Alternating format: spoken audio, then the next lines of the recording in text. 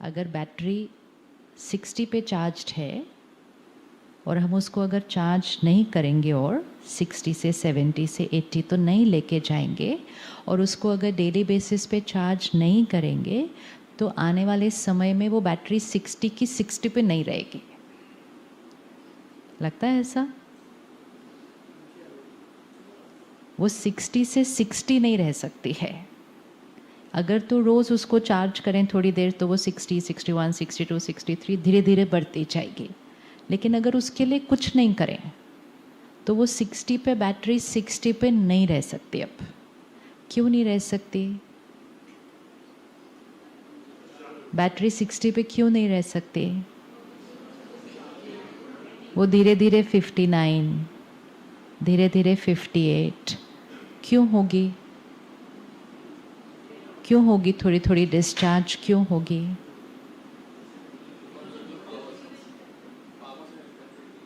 हाँ, तो कोई बात नहीं। सपोज़ हमारी एज अभी 30 है या 40 है या और हम 60 पे हैं शुरू से। अगर शुरू से भी 60 पे थे, अब 60 पे नहीं रह पाएंगे। क्यों नहीं रह पाएंगे? क्योंकि आसपास के जो हैं वो शायद थोड़े से 60 से कम है। तो अगर 60 की बैटरी को रोज़ 8-10 घंटे के लिए 40 की बैटरी के संग में रख दिया तो क्या हो जाएगा? अगर 60 की बैटरी को रोज़ 90 के संग में रख दिया तो वो बढ़ जाएगी। अगर 60 की बैटरी को रोज़ 50, 40, 30, कभी कभी तो 20 भी होंगे आसपास, कोई कोई तो 10 पे भी चल रहे हैं आजकल। आपको दिखता है किसकी कितनी बैटरी है? हाँ, दिखता है किसकी कितनी बैटरी है? कैसे दिखता है? कैसे पता चलेगा किसकी बैटरी कितनी चार्ज्ड है और कितनी कम है? कैसे पता चलता है? स्माइल से। अच्छा, कुछ लोग तो स्माइल ही नहीं करते आजकल, तो क्या करेंगे? हाँ, कैसे पता चलेगा कि बैटरी ज़्यादा है या बैटरी कम है? कैसे पता चलता है? बिहेवियर। तो बिहेवियर में क्या? क्योंकि we should be able to check कि हमारी बैटरी कितनी है, आसपास की कितनी है, कौन से संग में हमें ज़्यादा रहना चाहिए, कौन से संग में सिर्फ काम करना चाहिए, फिर थोड़ी देर बाद ज़्यादा उलझे अगर, कौन सी बैटरी से उलझना चाहिए, कौन सी बैटरी से बिल्कुल उलझना नहीं चाहिए। काम करना चाहिए, उलझना नहीं चाहिए कभी भी। अगर डिस्चार्ज्ड बैटरी से उलझे मतलब आर्ग्यूमेंट, रोज़ की रोज़ खींचतान, रोज़ की रोज़ खींचतान, तो अगर ऐसे किसी से उलझे तो अपनी बैटरी डाउन होने में टाइम नहीं लगता। So it's simple science. You connect a battery with a discharged battery, you connect a battery with a low battery, and you will not know why you are not the same, why you are not as happy as you used to be, why you are not feeling light, contented, क्यों डर लग रहा है बातों का, क्यों छोटी छोटी बातों में गुस्सा भी आ रहा है, कोई किससे क्यों ईर्ष्या हो रही है, क्यों लाइफ में कंटेंटमेंट नहीं है सब कुछ होने के बाद। These are all signs of, and now we are living in a time where a collective consciousness is not charging themselves. तो वो चाहे घर पे है, चाहे ऑफिस में है, चाहे बाहर है, there is a collective energy. जैसे हम मंदिर में जाते हैं, मस्जिद, गुरुद्वारे, आश्रम में जाते हैं, तो जाके हमें थोड़ा सा अच्छा लगता है ना, तो वो व्हाट इज़ दैट अच्छा लगने वाला फैक्टर? वहाँ की एनर्जी। और वहाँ की एनर्जी कैसे बनी? Over a period of time, है ना, over a period of time. अब आप यहाँ आए, यहाँ तो 15-16 साल हो गए मेडिटेशन चल रहा है, तो आपको कुछ करना नहीं पड़ता है, आते ही अच्छा लगेगा। किस किस को अच्छा लग रहा है? कुछ भी नहीं पता अभी, लेकिन अच्छा लग रहा है। अब ये अच्छा लगने वाला फैक्टर क्या है? हम एक हायर एनर्जी में आए हैं। आप सिर्फ इस गेट के बाहर जाएंगे और एनर्जी डिफरेंट है, रोड तक भी नहीं, ओनली गेट के बाहर जाइएगा और एनर्जी डिफरेंट है।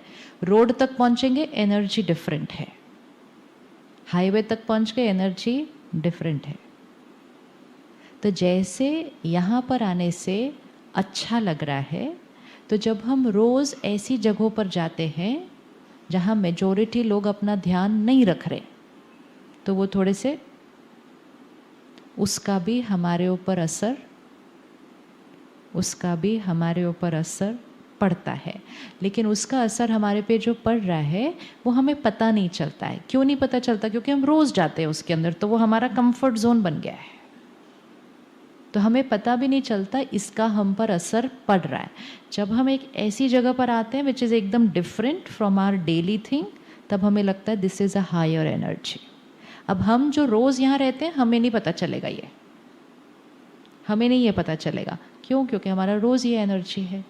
ऐसे ही हम रोज़ जहाँ जाते हैं हमें नहीं पता चलेगा कि वो एनर्जी हमें चार्ज कर रही है या वो एनर्जी हमें डिस्चार्ज कर रही है। अब चेकिंग कैसे होगी? अपनी इमोशनल हेल्थ की चेकिंग करते हैं। तो लेट्स से हम अपनी इमोशनल हेल्थ को 1 से 10 तक नंबर देते हैं। 1 लोएस्ट इमोशनल हेल्थ, मतलब बैटरी, और 10 हाईएस्ट। तो 1 मिनट साइलेंस में बैठो, अपनी चेकिंग करो कि अपने आप को कितने नंबर देते हैं 1 से 10 पर। और सिर्फ ऐसे ही नंबर नहीं देना, पहले उसका क्राइटेरिया चेक करना कि व्हाट इज़ द क्राइटेरिया। अपने आप के लिए चेक करना है व्हाट इज़ द क्राइटेरिया, किस बेसिस पे हम डिसाइड करें कि मैं 10 हूँ, 9 हूँ, 8 हूँ, 5 हूँ। तो पहले क्राइटेरिया निकालेंगे। हर एक ने 3 क्राइटेरिया निकालने। किस बेसिस पे डिसाइड करेंगे? जैसे फिज़िकल हेल्थ के लिए क्राइटेरिया होता है कि हम हेल्दी हैं, एवरेज हेल्दी हैं या कमज़ोर हैं। Same for emotional health, perfect health है, एवरेज हेल्थ है या इमोशनली थोड़े वीक है। सो select 3 factors.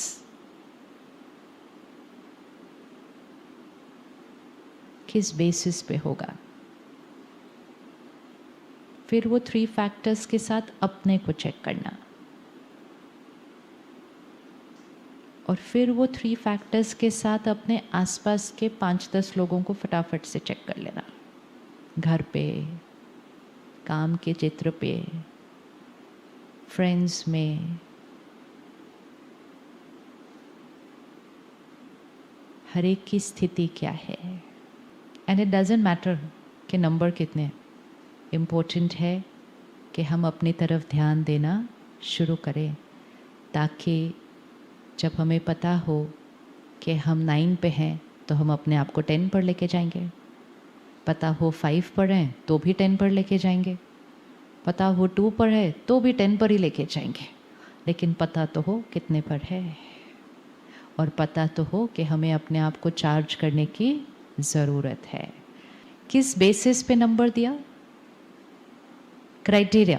What is the criteria for checking what is my emotional health? या सो 1 इज़ कि सिचुएशन आई, उसमें हमने कैसे रिएक्ट किया, किसी ने हमारे साथ कैसा बिहेव किया तो हमने उसमें कैसा रिएक्ट किया। तो दैट इज़ 1 क्राइटेरिया कि how do we respond to situations and people. तो 1 से 10 पर किस बेसिस पे होगा? 10 किसको मिलेगा जो क्या करेगा? 10 किसको होगा? जो हमेशा कैसे होगा? मतलब चाहे कुछ भी हो जाए, चाहे कोई कुछ भी करे, चाहे बात कोई कैसी भी आए, परिस्थिति कैसी भी हो, रिस्पॉन्स कैसा होगा? सिर्फ पिक्चर देखो, just close your eyes. We are not going to listen, we are going to create it on our own. Close your eyes. बात आई, कोई बहुत बड़ी बात आई, क्लोज योर आइज, अभी करो, अभी सामने लेकर आओ, अपने जीवन की लास्ट बड़ी बात को लेकर आओ।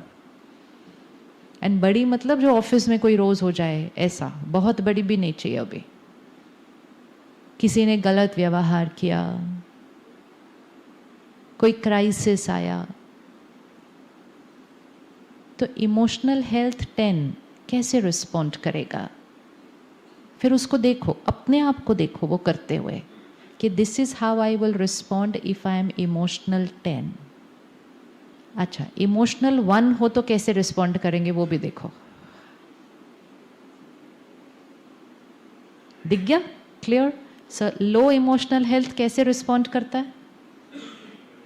कैसे रिस्पॉन्ड करता है? डिस्टर्ब होता है, एजिटेटेड होता है, और क्या होता है? एक तो डिस्टर्ब होता है, एजिटेटेड होता है, और क्या होता है?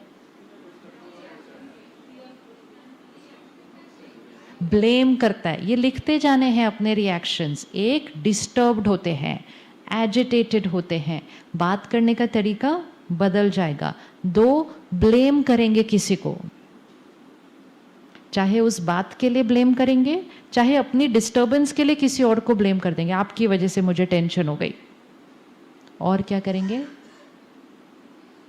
और क्या करेंगे? इमोशनली लो और क्या करेंगे? वेरी गुड, वर्स्ट सोचना शुरू कर देंगे। अच्छा सोचना दिखाई नहीं देगा उस टाइम, इसका तो अब कुछ ना कुछ, सो वर्स्ट सोचना शुरू करेंगे। और वर्स्ट सोचकर फिर उसको देखकर डरने लगेंगे।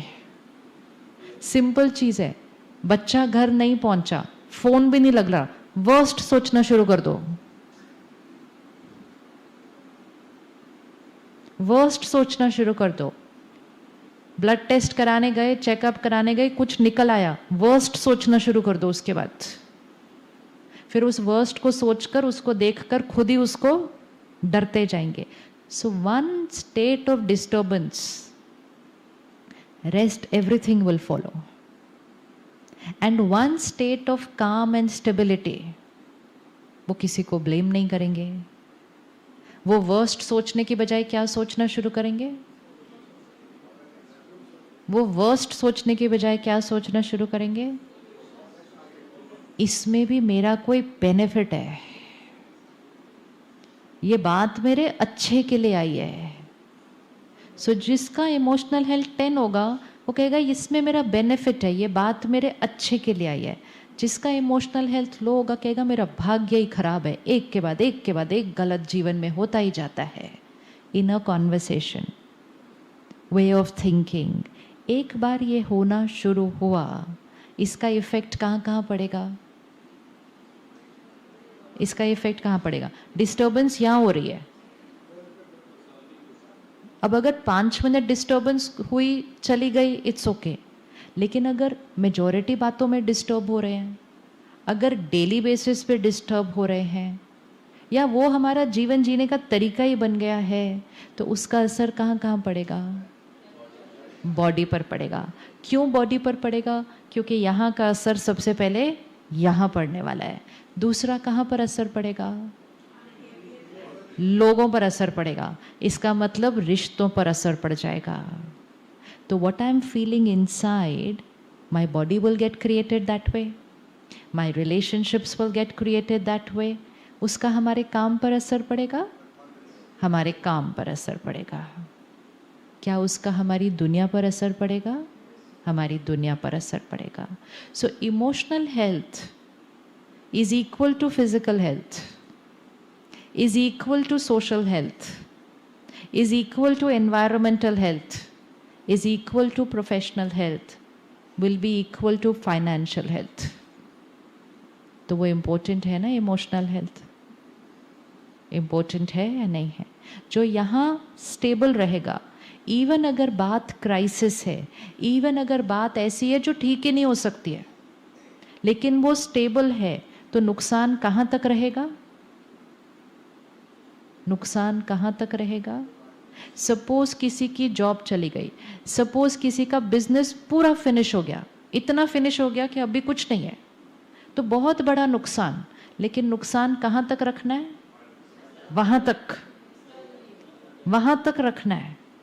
लेकिन अगर वो नुकसान वहाँ का यहाँ हो गया, फिर यहाँ नुकसान, फिर यहाँ नुकसान, फिर लोगों के साथ नुकसान, और इतने नुकसान होने के बाद वो वाले नुकसान को ठीक करने की ताकत खत्म। Outside world is not in our control. The outside world is not in our control. हमारे कंट्रोल में क्या? जीवन हमारे सामने क्या लेकर आता है, नॉट इन आवर कंट्रोल। जीवन हमारे सामने क्या लेकर आता है, नॉट इन आवर कंट्रोल। हम उस बात को कैसे रिस्पॉन्ड करेंगे, हम उस बात को कैसे रिस्पॉन्ड करेंगे, वो totally in my control. Happiness will depend on what life brings to me, और happiness will depend on how I respond to what life brings to मी।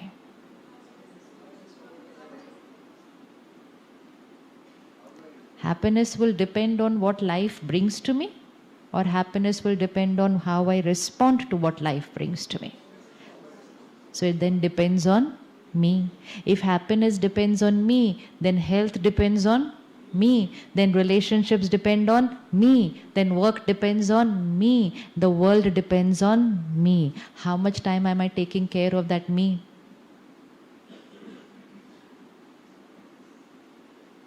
तो एनर्जी की जो इक्वेशन है वो है इनसाइड से आउटसाइड, कि यहाँ से इसको हम कहेंगे the seed of your life. ये बीज है, उस बीज से क्या निकलने वाला है, हमारे जीवन का वृक्ष।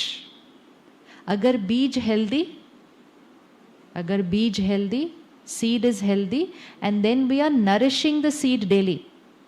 One, the seed should be healthy, and second, the seed has to be watered daily. The tree will be healthy. The fruits will be, the flowers will be beautiful. अब लेकिन seed की health का ध्यान नहीं, 7, 6, 5, 4 बहुत healthy seed नहीं है ना, और फिर उसके बाद रोज उसको पानी भी नहीं। Average seed भी हो ना, रोज पानी दें तो कमाल क्रिएट कर देगी, लेकिन 10 पे भी सीड हो ना, 10 पे, लेकिन रोज पानी नहीं दिया, रोज पानी नहीं दिया, तो ट्री क्या हो जाएगा। So we have to remember where is the seed and where is the tree. हमने छोटी सी इक्वेशन क्या की, हमने कहा जब ट्री हेल्दी होगी ना, तब ये सीड हैप्पी हो जाएगा। तो हम पिछले कुछ सालों से अपनी ट्री पे बड़ी मेहनत कर रहे हैं, बिस्लरी पानी पीते हैं, ऑर्गेनिक खाना खाते हैं, हम जिम जाते हैं। पहले हमारे पेरेंट्स, ग्रैंड पेरेंट्स कुछ नहीं ऐसा करते थे, लेकिन उनका सीड हमारी सीड से थोड़ा ज़्यादा हेल्दी था। हेल्दी था या नहीं हेल्दी था, है ना। तो we are able to see that distinct difference. अब पिछले 20-30 ईयर्स में क्या हुआ, suddenly a lot happened outside at a very fast pace, and that lot was very good. वो सब कुछ बहुत अच्छा था, लेकिन हम उस अच्छे को देखकर इतने आकर्षित हो गए, इतने उसमें बिजी हो गए कि हमने कहा सीड को पानी देने का तो, सीड को पानी देने का तो टाइम ही नहीं है। जैसे ही सीड को पानी देना बंद किया, तो धीरे धीरे ट्री क्या होने लगी, ट्री क्या होने लगी। आज सोचो, सुविधाएं ज़्यादा, फैसिलिटीज़ ज़्यादा, कंफर्ट्स ज़्यादा, टेक्नोलॉजी इतनी अच्छी, फिर भी हेल्थ में प्रॉब्लम, रिश्तों में प्रॉब्लम, और सृष्टि का तो हम जो कर रहे हैं वो कर ही रहे हैं। जब हमें इतना कुछ अच्छा मिला, जब हमें इतना कुछ अच्छा मिला, तो हमारी लाइफ पहली जनरेशन से कैसी होनी चाहिए थी, बेटर होनी चाहिए थी। We should be having a better quality life than our parents and grandparents. आज हम कहते हैं हाँ हाँ आजकल के जो इलाज हैं वो पहले नहीं होते थे, हाँ नहीं होते थे, लेकिन आजकल की जो बीमारियां हैं वो भी पहले नहीं होती थी। तो अब हमारे पास क्या फैसिलिटी है कि आपको कितनी भी बीमारी हो जाए, इलाज हर चीज़ का है। लेकिन we never pause to check कि डायबिटीज़ कितना बढ़ गया, कैंसर कितना बढ़ गया, बच्चों के अंदर हो गया, डिप्रेशन कितना बढ़ गया, that we are not checking. So we thought हमारे पास फैसिलिटीज़ बहुत आ गई हैं आजकल, लेकिन वो ट्री का ध्यान रखते रखते सीड के लिए टाइम नहीं निकाला। That tree has started showing its effect now. तो अगर पेड़ थोड़ा सा भी मुरझाने लगे तो इमिजिएटली क्या कर लेना चाहिए, अपने घर में ही देख लो, पौधा है, आप 3 दिन कहीं चले गए ताला लगा के, आपके पौधे को किसी ने पानी नहीं दिया तो तीसरे दिन तक वो पौधा थोड़ा सा क्या साइन दिखाएगा, ऐसा, तो आपको इमीडिएटली क्या करना है, पानी देना है। लेकिन जिसने वो तीसरे दिन भी कहा ना कि मुझे पानी देने का टाइम नहीं है, तो वो पौधा फिर साइन दिखाना शुरू कर देगा। What is the signs that our tree is getting affected? Our mental health, our emotional health, our physical health, and most important, our relationships. And सबसे ज़्यादा असर अगर आपको देखना है आपके ट्री का, तो वो आपके फ्रूट्स पर है, मतलब आपके बच्चे, वो आपके वृक्ष के फल हैं। वो बच्चों पर डायरेक्ट असर ये देखो कि उन बच्चों की इमोशनल हेल्थ कितनी आज।